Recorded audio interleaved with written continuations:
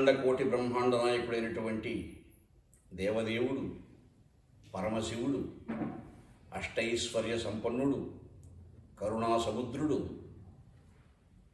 సంధ్యా తాండవ ప్రియుడు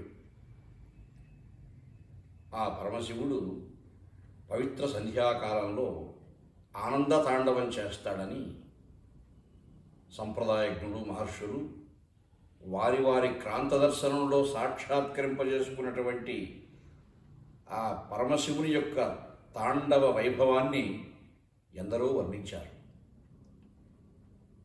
శంకర భగవత్పాదుల వారు కూడా శివానంద లహరి ద్వారా ఆ పరమశివుని మనం ఎలా ప్రసన్నం చేసుకోవాలో, ఎటువంటి భక్తి యోగాన్ని అనుసరించారో, జ్ఞానయోగాన్ని అనుసరించారో, ధ్యానయోగాన్ని అవలంబనం చేయాలో, ఈ అన్ని యోగవాదాలకు కూడా ఆ పరమాత్మను ఎలా మనం స్తోత్రం చేయాలి, స్తుతి ప్రీతి కలిగిన వాడు పరమాత్మ.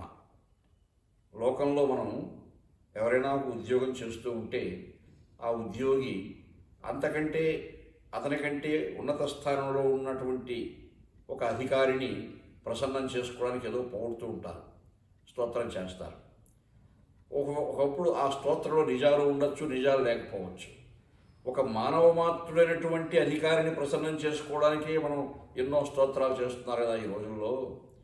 మరి ఈ పంచభూతాత్మక ప్రకృతికి అధినాథుడైనటువంటి పరమాత్మ ఈ పంచభూతాత్మక ప్రకృతిలో మనల్ని కూడా ఒక అంతర్భాగం చేసి ఈ ప్రకృతిని ఆనందించే అవకాశం కలిగించినటువంటి పరమాత్మ, ఆయన మనం అనేక రకాల స్తోత్రం చేయాలి, ప్రార్థన చేయాలి. ఆ స్తుతి ప్రీతుడు పరమాత్మ. పరమాత్మ యొక్క స్తోత్ర లక్షణం కూడా ఏమిటంటే మనం ఎంతైనా స్తోత్రం చేయొచ్చు, ఎంత స్తోత్రం చేసినా ఇంకా పరమాత్మ రక్షణ మిగిలిపోతూనే ఉంటుంది. అలా ఈ పరమశివుని యొక్క తత్వంలో, మహత్వంలో, ఆ దేవదేవుని యొక్క గుణగణాలలో ఉన్న విశిష్ట లక్షణం, ఒక లక్షణం ఏమిటంటే తాండవ ప్రియుడు. అటువంటి తాండవ ప్రియుడైనటువంటి పరమాత్మ సంధ్యాకాలంలో తాండవం చేస్తూ ఉంటాడు. ప్రదోష సమయంలో, దోషము అంటే రాత్రి, ప్రదోషము అంటే రాత్రికి ముందు కాలం, అంటే సంధ్యాకాలం. అటువంటి సమయంలో ఆనంద తాండవం చేస్తున్నటువంటి పరమాత్మను మనం స్తోత్రం చేశామంటే మనకు కూడా పరమాత్మ ఆనందాన్ని కలిగిస్తాడు. అదే శివానంద లహరి. ఈ తాండవ శ్లోకాలని మనం ప్రతిరోజు కానీ సంధ్యాకాలంలో ఒక్కసారి చెప్పుకున్నామంటే మనం కూడా కైలాసానికి వెళ్ళి సాక్షాత్తు ఆ పరమశివుని యొక్క తాండవాన్ని చూచినంత సత్ఫలితాన్ని పరమాత్మ అనుగ్రహిస్తాడని పెద్దలు చెప్పారు. అలనాడిప్పుడు త్రేతాయుగంలో రావణ బ్రహ్మ స్వయంగా చూసి వర్ణించాడు. జటాటవీ గలజ్జల ప్రవాహ పావితస్థలే గలే వలంబ్య లంబితాం భుజంగ తుంగ మాలికాం అని పంచచామర వృత్తాలతో వర్ణించాడు ఆ రావణ బ్రహ్మ. ఆ పరమేశ్వర తాండవాన్ని స్వయంగా చూచి వర్ణించాడు ఆయన. అలా కలియుగంలో ఆ కైలాసంలో పరమశివుని తాండవాన్ని మళ్ళీ చూచినటువంటి మహానుభావుడు శంకర భగవత్పాదుల వారు.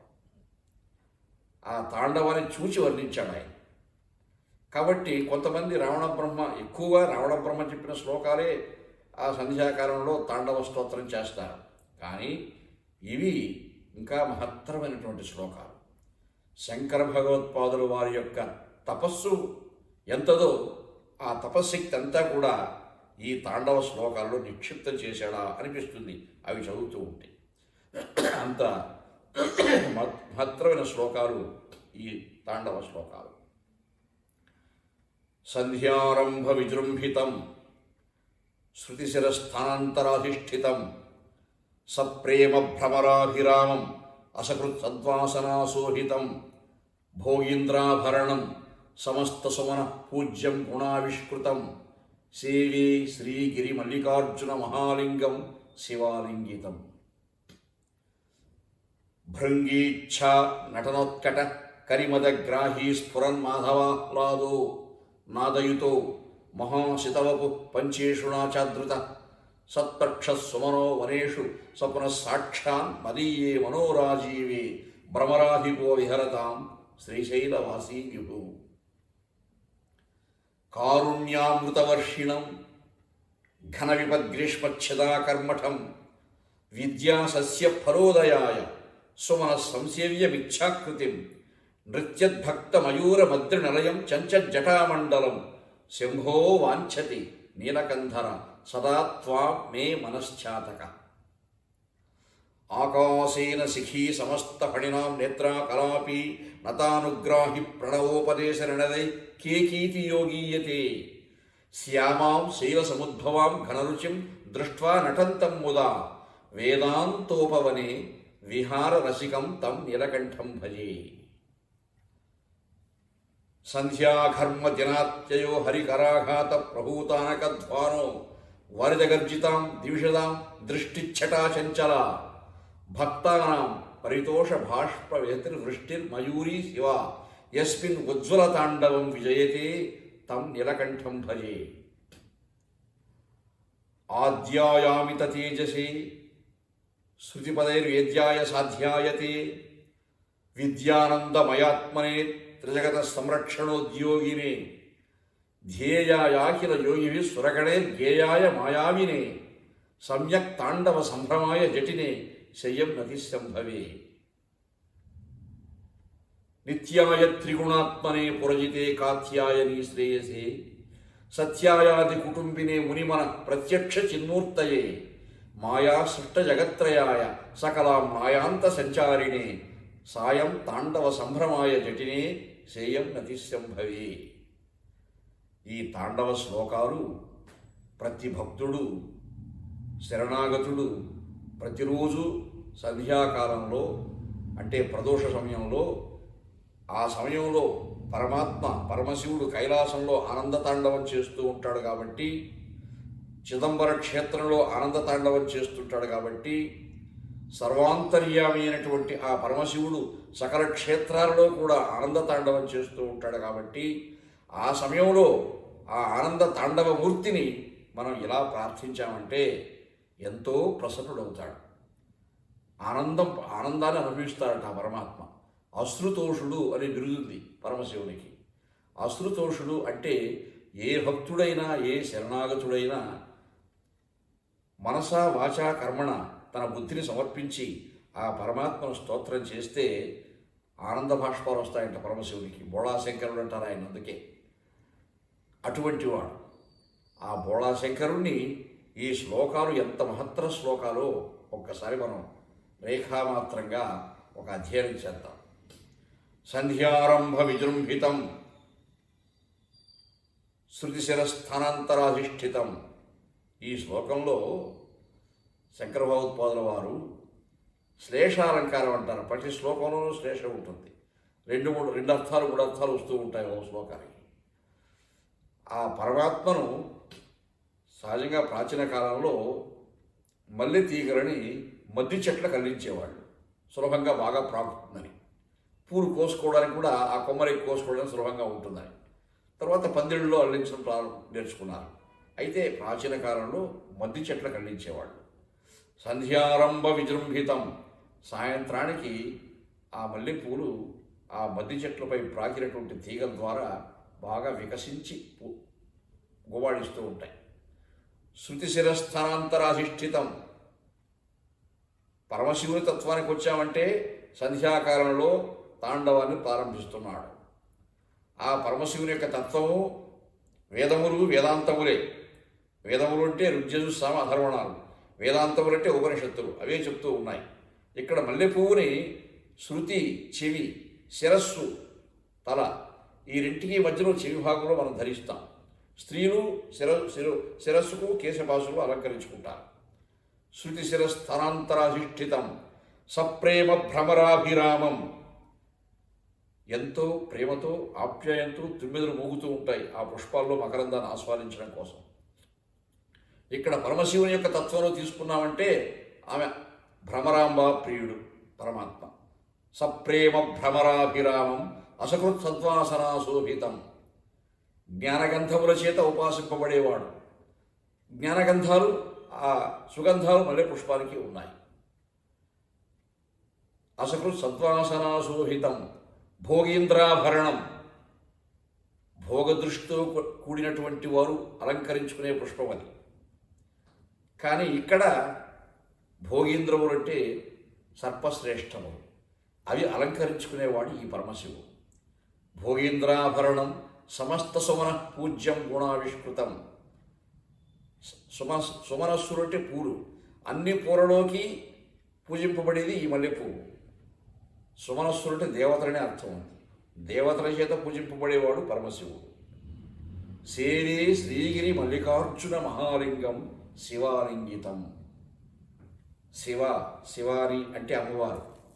అమ్మవారికి ప్రీతిపాత్రుడైనటువంటి భ్రమరాంబ మనోహరుడైనటువంటి మల్లికార్జునుడు. అర్జున వృక్షం అంటే మద్ది చెట్టు, మల్లి అంటే మల్లెపువ్వు. అంటే మద్ది చెట్టుకు అల్లుకునేట్టుగా చేయబడినటువంటి మల్లెపువ్వులో ఎన్ని సుగంధాలు ఉన్నాయో అన్ని జ్ఞాన సుగంధాలతో మనం పరమాత్మను ఉపాసించామంటే ఆయనే పరమశివుడు. ఆయన సంధ్యాతాండవ ప్రియుడు అని ఆ సంధ్యారంభ విజృంభితం ఈ తాండవ శ్లోకాలని ఆ శబ్దంతో ప్రారంభించాడు ఈ శంకర భగవత్పాదుల వారు. ఎప్పుడో ప్రాచీన కాలంలో శ్రీశైల ప్రాంతాన్ని చంద్రగుప్తుడు అనే మహారాజు పరిపాలించేవాడట. ఆ చంద్రగుప్తునికి ఒక మంచి అమ్మాయి కూతురు కుమార్తె ఉండేది. ఆమె పేరు చంద్రమతి. ఆమె రతీదేవి కంటే కూడా గొప్ప అందచందాలు కలిగి ఉందట. యవ్వనం వచ్చేసరికి, యవ్వనప్రాయం వచ్చేసరికి ఆ అమ్మాయి ఎంత అందంగా ఉంటే రతీదేవి కూడా ఇంత అందంగా లేదేమో, అంత అందంగా ఉందట. అటువంటి అందచందాలు చూచి చూడండి, ఈ మహారాజు కుమార్తె కదా ఆమె, చంద్రగుప్తుడనే మహారాజే ఆ అమ్మాయిని మోహించాడు. బిడ్డ అని కూడా చూడకుండా, దుర్మార్గుడు కదా, ఆ అమ్మాయి తప్పించుకున్నది. ఆ అమ్మాయికి పూర్వజన్మ సంస్కారం చేత బాల్యం నుంచి కూడా శివభక్తి అలవడింది. ఆ శివభక్తి ప్రేరణ చేత ఈ శ్రీ మల్లికార్జునుడి సన్నిధిలోకి వెళ్ళిపోయింది ఆ అమ్మాయి చంద్రమతి. వెళ్ళిపోయి చుట్టుపక్కల పరిసరాల్లో వికసించినటువంటి ఆ పూల మొక్కల నుంచి మల్లెపూలు సంగ్రహించి హారంగా కుట్టి ఆ మల్లికలతో, ఆ మల్లెపూల దండతో పరమశివుని అలంకరించిందట. అప్పుడు అందుకని మల్లికలతో అర్చింపబడినటువంటి వాడు మల్లికార్జునుడు. అలాగే అర్జునుడు కూడా ఆ స్వామిని మల్లెపూల దండలతో అర్చించాడట. అందుకే ఇప్పుడు కూడా పుష్ప కైంకర్యం చేస్తారు. వసంత ఋతువు వస్తే మల్లెపూలు వికసించి ఉంటాయి కాబట్టి ఆ మల్లెపూలను తీసుకొచ్చి పుష్పలింగేశ్వర స్వామిగా ఆ మల్లెపూలనే శివలింగాకారంలో ఏర్పాటు చేసి మల్లెపూలతోనే పానవట్టం, మల్లెపూలతోనే లింగాకారం ఏర్పరచి స్వామిని ఉపాసించే సంప్రదాయం కూడా ఉంటున్నది. అది పుష్పలింగేశ్వర స్వామి అర్చన అంటారు. ఆ పుష్పలింగేశ్వర స్వామి మల్లెపూలతోనే పుష్పలింగాన్ని ఏర్పరచి అర్చిస్తే, ఉపాసిస్తే అటువంటి వారి యొక్క అభీష్టములన్నీ నెరవేరుతాయని మహర్షులు చెప్పారు. కాబట్టి స్వామిని ఆరాధించడంలో అది కూడా ఒక సంప్రదాయం ఉన్నది. అలా శ్రీగిరి మల్లికార్జున మహాలింగం శివాలింగితం. ఈ మల్లికార్జునుడనే స్వామికి అర్థం వస్తుంది, మల్లెపువ్వుకు అర్థం వస్తుంది, మద్ది చెట్టుకు ప్రాకించినటువంటి మల్లెతీగల యొక్క అర్థము. ఈ రెండు అర్థాలతో సమన్వయిస్తూ ఆ పరమేశ్వరుని యొక్క తాండవాన్ని, వర్ణనని ఎంత అద్భుతంగా ప్రారంభించారు శంకర భగవత్పాదుల వారు. అటువంటి మహత్తర వర్ణన ఈ వర్ణన. రెండవ శ్లోకంలో భృంగీచ్ఛా నటనోత్కట. భృంగము, భృంగి. భృంగి అంటే ఆడుతుమెద. ఒక అర్థం ఆడుతుమెదకి, మరొక అర్థం పరమశివునికి వస్తుంది. ఇద్దరు అది తాండవ స్తోత్రమే. భృంగీచ్ఛా నటనోత్కట కరిమదగ్రాహి స్ఫురన్మాధవాహ్లాదో నాదయుతో మహాసితవపు పంచేషుడాచాద్రత సత్పక్షస్సుమనో వనేషు సపున సాక్షాన్ మదీయే మనోరాజీవే భ్రమరాధిపో విహరతాం శ్రీశైలవాసీ విభు. శివానందలహరిలో ఎక్కువ శ్లోకాలు శంకర భగవత్పాదుల వారు శ్రీశైలంలో రాశారని చెప్తారు పెద్దలు. అక్కడ ఒక పాలధార అనే ప్రదేశం కూడా ఉన్నది. అక్కడ కూర్చొని ఈ శివానందలహరిలో ఎక్కువ శ్లోకాలు అక్కడ రాశారని సంప్రదాయంలో చెప్తూ ఉంటారు. కాబట్టి ఆ శ్రీశైల క్షేత్ర మహిమ మనస్సులో ఉన్నందువల్ల ఇప్పుడు ఈ దుర్గా భైరవ క్షేత్రం కూడా ఆ శ్రీశైల క్షేత్రానికి సమీపంలోనే ఉంది. అందుకే ఆ పరమశివుని సంకల్పంతో ఈ కార్తీక మాసంలో మనం ఇలా చెప్పుకుంటున్నామేమో అనిపిస్తుంది నాకు. అలాగా ఆ పరమశివుడు, ఆ శ్రీశైల మల్లికార్జునుడు భృంగీచ్ఛ నటనోత్కట అంటే ఆ పరమశివుని యొక్క సేవకులలో భృంగి, నంది ఇటువంటి వాళ్ళు చాలామంది ఉన్నారు, పేరు ఉండేవాళ్ళు. పరమశివుడు తాండవం చేస్తూ ఉంటే ఆ తాండవం శాస్త్రబద్ధంగా ఉన్నదా, లయాత్మకంగా ఉన్నదా, తాళబద్ధంగా ఉన్నదా అనే అంశాలను చెప్పేవాళ్ళు ఎవరంటే ఆయన సేవకులే. ఆయన యజమాని ఎంత బోళాశంకరుడు చూడండి. ఆయన తాండవం చేస్తూ ఉంటే అందులో గుణాలను చెప్పగలిగిన వాళ్ళు ఎవరంటే భృంగి, నంది వీళ్ళే. అందులో శ్రేష్ఠుడి భృంగి. భృంగీచ్ఛ నటనోత్కట. ఈ భృంగి అనేవాడు అమ్మవారు కూడా ఒప్పుకోడట, పరమశివుని యొక్క వైభవాన్నే ఉపాసిస్తాడు ఆయన. అటువంటి మహాభక్తుడు, అటువంటి గొప్ప సేవకుడు. భృంగీచ్ఛ నటనోత్కట కరిమదగ్రాహి. భృంగి అంటే ఆడు తుమ్మెదనే అర్థంలో చూస్తే ఆ తుమ్మెదలు కూడా నాట్యం చేస్తాయి, ఆడు తుమ్మెదలు కూడా. కరిమదగ్రాహి స్ఫురన్. కరిమదగ్రాహి మదించిన ఏనుగుల యొక్క గండస్థలాలలో స్రవించే మదజలాన్ని ఈ తుమ్మెదలు ఆస్వాదిస్తాయి. ఆ రక్షణ ఉన్నాయి తుమ్మెదలకి. కానీ గజాసురుని యొక్క మదాన్ని హరించిన వాడు పరమశివుడు అనే అర్థంలో అక్కడ వస్తుంది. కరిమదగ్రాహి స్ఫురన్ మాధవాహ్లాదో. మాధవం అంటే వసంతం అని అర్థం ఉంది. తుమ్మెదలకు వసంతం అంటే చాలా ఇష్టం. ఇక్కడ మాధవుడు అనబడే విష్ణుదేవునికి తాండవం చేత ప్రీతి కలిగించేవాడు ఈ పరమాత్మ. నాదయుతో, నాదప్రియుడు. నాదం అంటే వేదం. నాదప్రియుడు, వేదప్రియుడు. మహాశితవపు, మహా అశితవపు అని తుమ్మెద అర్థంలోనూ, మహాశితవపు అని పరమశివుని అర్థంలోనూ చెప్పుకోవాలి. విభూతి అలంకరించుకోవడం చేత తెల్లగా ఉంటాడు, ఆడుతు మీద నల్లగా ఉంటుంది. పంచేషుణాచాదృత. మన్మధుని యొక్క 5 బాణములు కడిగినటువంటి మన్మధుని చేత ఉపాసింపబడినటువంటి వాడు. ఆ మన్మథ సంబంధమైనటువంటి శృంగారమైన సంబంధమైనటువంటి ఒక ప్రేరణ కలిగించే శక్తి కూడా తుమ్మెదల యొక్క నాదానికి ఉన్నది. సత్పక్షస్వమనో వనేషు సపున సాక్షాన్ మదీయే మనోరాజీవే.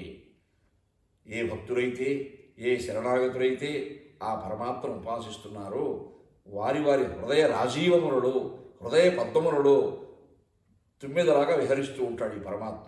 నాదప్రియుడై, వేదప్రియుడై, తాండవప్రియుడై. భ్రమరాధిపో విహరతాం శ్రీశైల వాసీ విభు.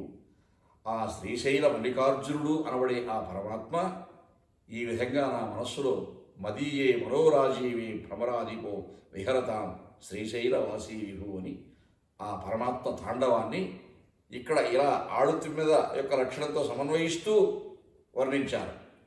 భ్రమరి, భ్రమరం. భ్రమరం అంటే తుమ్మెద, భ్రమరి అంటే ఆడుతుమ్మెద. ఆ భ్రమరాంబ మనోహరుడు కాబట్టి మల్లికార్జునుడు ఇటువంటి ఉపమాలంకారాన్ని తీసుకుంటాడు శంకర భగవత్పాదుల వారు. మహాకవులు కవయ క్రాంతదర్శన అంటారు. ఆ శంకర భగవత్పాదుల వారి క్రాంత దర్శనంలో ఆయన సాక్షాత్కరింపజేసుకున్నటువంటి మహత్తర తాండవ దృశ్యం చూసారా, ఎంత అద్భుతంగా ఉందో. 3వ శ్లోకంలో కారుణ్యామృతవర్షిణం ఘన విపద్గ్రీష్మచ్చిదాకర్మఠం. సృష్టిలో అనేక పక్షులు ఉన్నాయి. అనేక రకమైన పక్షుల్లో చాతక పక్షి చాలా విలక్షణమైనటువంటి పక్షి. ఈ చాతక పక్షి భూమిపై ఉండే నీళ్లు తాగదట. 2 మాసాలు కానీ, 3 మాసాలు కానీ, 6 మాసాలు కానీ, సంవత్సరం కానీ, కరువు వచ్చి 2-3 ఏళ్లకు వర్షం పడి మేఘం నుంచి వచ్చే ఆ నీడనే తాగుతున్నది. ఈ భూమిపై పడితే తాగదట. దాని దీక్ష అటువంటిది, దాని జీవరక్షణ అటువంటిదని పెద్దలు చెప్తారు. ఇక్కడ పరమేశ్వరుని తాండవాన్ని ఒక చాతక పక్షి యొక్క లక్షణంతో పోల్చి భక్తులు చాతక పక్షులాగా చూస్తున్నారు. ఇది కారుణ్యామృతవర్షిణం ఘన విపద్గ్రీష్మచ్చిదాకర్మఠం విద్యాసస్య ఫలోదయాయ సుమన సంసేవ్యమిచ్ఛాకృతిం నృత్యద్భక్త మయూర భద్రిలయం చంచజ్జటామండలం శంభో వాంఛతి నీలకంధర సదా త్వాం మే మనశ్చాతక. నా మనస్సరే చాతక పక్షి నీ యొక్క తాండవు, నీలకంధరుని యొక్క తాండవు. నీలకంధరుడు అంటే నెమలి. నెమలిని కూడా నీలకంఠరం అంటారు. ఆ నీలకంఠరుని తాండవం చేత ఏర్పడే ప్రకృతి యొక్క వైభవాన్ని కోరుకుంటూ ఉంది. ఎలాగా? ఒక వర్షించినప్పుడు, మేఘుడు వర్షిస్తే వర్షం కురిపించే లక్షణం మేఘునికి ఉన్నది. అదే పరమేశ్వరునికి ఉండే లక్షణం ఏమిటి? కారుణ్యామృత వర్షిణం. కరుణారసము అనే వర్షాన్ని పరమాత్మ కురిపిస్తాడు. మేఘునికి ఏ లక్షణం ఉన్నదో అదే లక్షణం పరమాత్మకు ఉండేది. కారుణ్యామృత వర్షిణం. ఘన విభద్గ్రీష్మచ్ఛదా కర్మఠం. వర్ష ఋతువులో మేఘుడు ఏం చేస్తాడంటే, వర్ష ఋతువు కంటే ముందుండే ఋతువు ఏమిటి? గ్రీష్మ ఋతువు. గ్రీష్మం అంటే వేసవి. బాగా ఉడిగిపోతుంది, అట్టుడిపోతుంది లోకమంతా కూడా. భక్తుల యొక్క ఘన విపత్తులు, కష్టములే గ్రీష్మములు, ఇవన్నీ తొలగించేవాడు ఆ పరమాత్మ. ఘన విపద్గ్రీష్మచ్ఛదా కర్మఠం విద్యాసస్య ఫలోదయాయ. విద్య అంటే జ్ఞానము. జ్ఞానము అనే సస్యమునకు ఫలం ఇచ్చేవాడు ఆయన. రైతులు పంట పండిస్తే ఫలసాయం ఎంత పండిస్తే అంత వస్తుంది వాళ్ళకి. జ్ఞానము అనే సస్యాన్ని జ్ఞానులు పండించుకుంటూ ఉంటారు. అయితే వాళ్ళ సాధన చేత, వాళ్ళ ఉపాసనా శక్తి చేత కొంతమంది పిండి కొద్దీ నిప్పటి అన్నట్టు అందరూ గొప్పగా పండించుకోలేరండి. ఎంత మాత్రమున ఎవ్వరు తలచిన అంత మాత్రమే నీవు అంతరాంతరము రెంచి చూడ పిండంతే నిప్పటి అన్నట్లు అని అన్నమయ్య చెప్పినట్టుగా, ఆ ఉపాసన చేత, వారి సాధన చేత, వారి తపస్సు చేత ఎంత ఉంటే అంత ఫలితాన్ని ఇచ్చేవాడు ఈ పరమశివుడు. విద్యాసస్య ఫలోదయాయ సుమన సంసేవ్య మిచ్ఛాకృతిం నృత్యద్భక్త మయూరం. మేఘం వర్షిస్తూ ఉంటే నెమళ్ళు నాట్యం చేస్తాయి. ఆ పరమశివుడు తాండవం చేస్తూ ఉంటే ఆ ఆనంద తాండవాన్ని చూసినటువంటి యోగులు వాళ్లే నెమళ్ళై నాట్యం చేస్తారు. నృత్యద్భక్త మయూరం అద్రినిలయం. నెమళ్ళు అడవుల్లో ఉంటాయి, పరమశివుడు కైలాసంలో ఉన్నాడు. జటామండలం. పరమశివుని యొక్క జటాజూటములు అటు ఇటు ప్రసరిస్తూ ఉన్నాయి.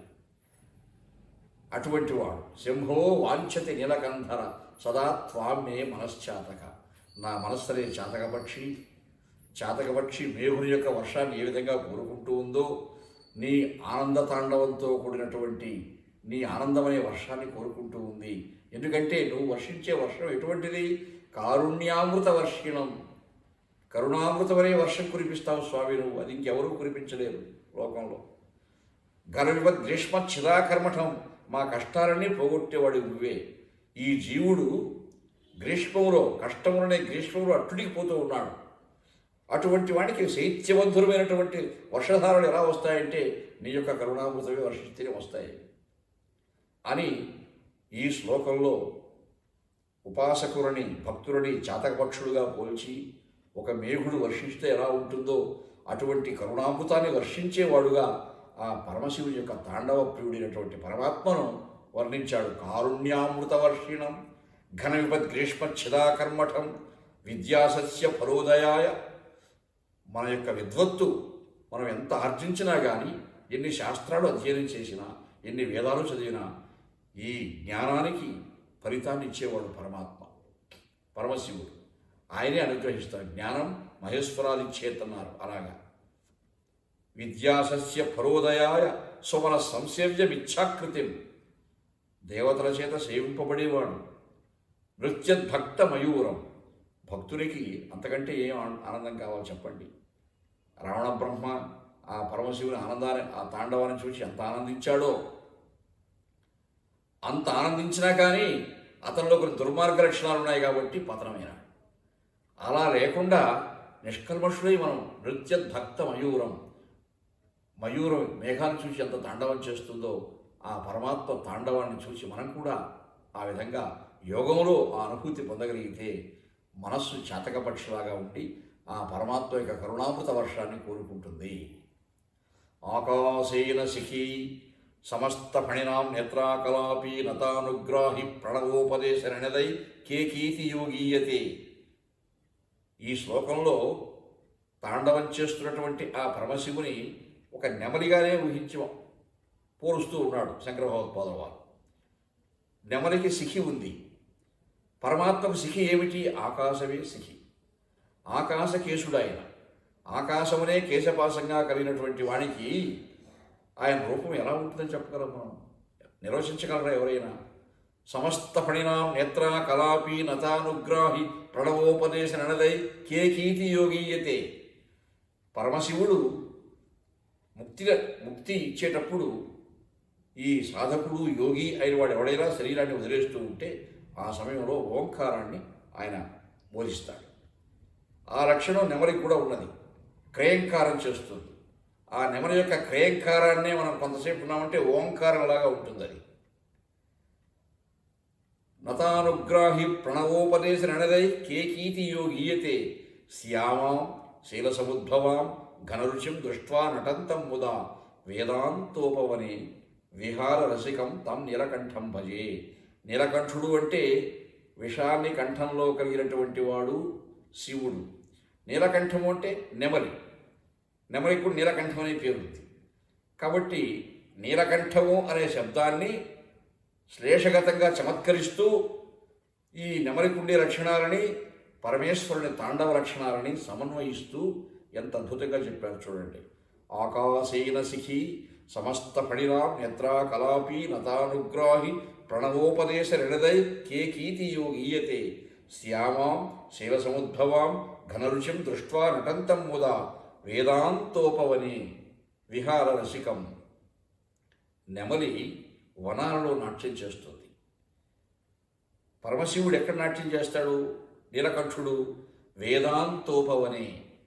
వేదములు వేదాంతములు, వేదములు ఋగ్యజుస్సామ అధర్వణాదులు, వేదాంతములు అంటే ఈ ఉపనిషత్తులు, వేదముల యొక్క అంత్యమును సూచించున్నవి ఉపనిషత్తులు. అంటే జ్ఞానం అనే ఉద్యానవనంలో నాట్యం చేస్తున్నటువంటి ఒక నెమలి పరమశివుడు అని. వేదాంతోపవని విహార రసికం తం నీలకంఠం భజే. సంధ్యాఘర్మ దినాత్యయో హరికరాఘాత ప్రభూతానకధ్వానో వారిదగర్జితాం దివిషదాం దృష్టిచ్చటాచంచల భక్తానాం పరితోష బాష్పవేతరి వృష్టిర్మయూరి శివ యస్మిన్ ఉజ్వల తాండం విజయతే తం నీలకంఠం భజే. ఇక్కడ కూడా నీలకంఠంతోనే పోలుస్తూ ఈ పరమశివుని యొక్క తాండవము సంధ్యాఘర్మ దినాత్యయో. ఘర్మదినములు అంటే వేసవికాలం. వేసవికాలంలో చివర ఎలా ఉంటుంది? ఇంకా వర్షాకాలం వస్తుంది. సంధ్యాఘర్మ దినాత్యయో హరికరాఘాత ప్రభూతానకధ్వానో. పరమశివుడు నాట్యం చేస్తూ ఉంటే ఆ నాట్యానికి అనుగుణంగా వాద్య సమ్మేళనం ఉంటుంది కదండి. పురాణాల్లో వర్ణించారు. వాగ్దేవి ధృతవల్లకి, సాక్షాత్ సరస్వతీదేవి వీణావాదనం చేస్తూ ఉంటుందట. ఆ పరమేశ్వరుని యొక్క నాట్యానికి అనుగుణంగా వాగ్దేవి ధృతవల్లకి శతమఖో వేణు. బ్రహ్మ వేణుగానం చేస్తూ ఉంటాడట. దహత్ పద్మజ లక్ష్మీదేవి తారోన్నిద్రకరు రమా భగవతి గేయ ప్రయోగాన్విత. పద్మజుడు శతమఖుడు ఇంద్రుడు వేణుగానం చేస్తుంటాడు, పద్మజుడు తాళం వేస్తుంటాడు. ఇంద్రుడు చేసేది వేణుగానం, బ్రహ్మ నిర్వహించేది తాళం లయ ఆయన చూసుకుంటుంటాడు. రమా భగవతి గేయ ప్రయోగాన్విత. లక్ష్మీదేవి ఒక మంచి కీర్తన ఆలాపన చేస్తూ ఉంటుంది. ఆ నాట్యానికి అనుగుణంగా గేయ ప్రయోగం అంటే మంచి గేయం అంటే కీర్తన ఆలాపన చేస్తూ ఉంటుంది. ఇక మృదంగం వాయించేవాడే విష్ణుదేవుడు. ఇక్కడ అది చెప్పాడు. సంధ్యాఘర్మ దినాత్యయో హరికరాఘాత ప్రభూతానకధ్వానో వారిద గర్జితాం. మేఘాలు గర్జిస్తాయి. ఈ నెమళ్ళు నాట్యం చేస్తూ ఉంటే ప్రవాహాలు గుండ్లపై దొర్లిపోతూ ఉంటే మధ్యలో ధ్వనులాగా ఉంటాయి. ఆ మధ్యలో ధ్వని చేసేవాడు తాండవ సమయంలో విష్ణుదేవుడు.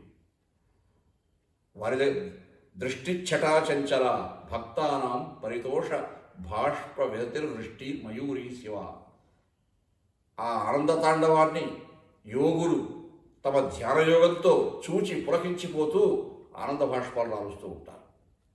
అలాగే నెమళ్ళు నాట్యం చేస్తూ ఉంటే నీళ్లు వస్తాయి కంట్లో. యస్మిన్ ఉజ్వల తాండవం విజయతే తం నీలకంఠం భజే. అటువంటి తాండవం చేసే పరమశివుడు ఎటువంటి వాడంటే ఆద్యాయామిత చేజసే.